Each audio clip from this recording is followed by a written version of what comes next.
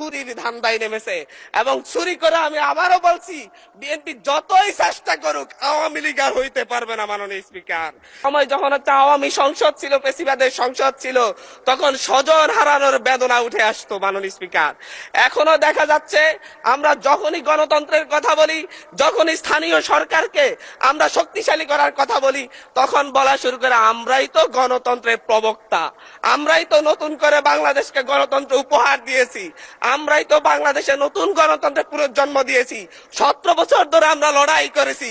17 বছর ধরে লড়াই করেছেন বলে বাংলাদেশের গণতন্ত্রকে আবার গলা টিপে হত্যা করার সুযোগ নেই।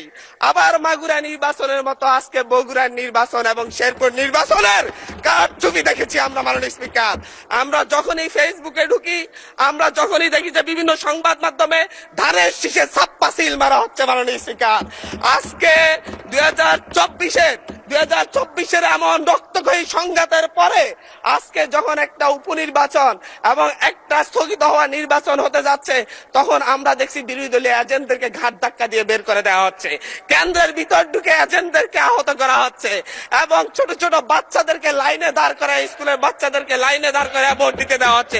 এর চাইতে নির্লজ্জতা আর কি আছে? মাননীয় স্পিকার, এর মধ্য দিয়ে মূলত আরেকবার বাংলাদেশকে সংকটে ফেলা হচ্ছে।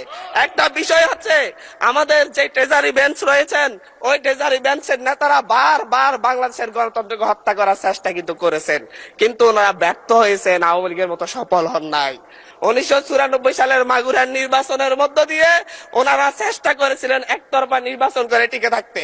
1996 সালে একতরফা একটা নির্বাচন করেছিলেন, 12 দিনের মাথায় জনগণের চাপে সরকার থেকে পদত্যাগ করে তত্ত্বাবধায়ক সরকার ব্যবস্থা দিতে হয়েছিল। আবার 2006 সালে এসে বিচারপতির 2 বছর মেয়াদ বাড়িয়ে তারপর আবার ক্ষমতায় থাকার বন্দী করেছিলেন, কিন্তু বাংলাদেশের জনগণ সেই সুযোগ দেয় নাই। চুরি করা যায়, কিন্তু চুরি করে সেটা আর হজম করা যায় না, যেটা আওয়ামী লীগ করেছে। মাননীয় স্পিকার, ঠিক একইভাবে 2024 সালে এসে এখন 2026 সালে এসে এখন আবার চুরির ধান্দায় নেমেছে। এবং চুরি করে আমি আবারও বলছি, বিএনপি যতই চেষ্টা করুক আওয়ামী লীগ আর হইতে পারবে না। মাননীয় স্পিকার।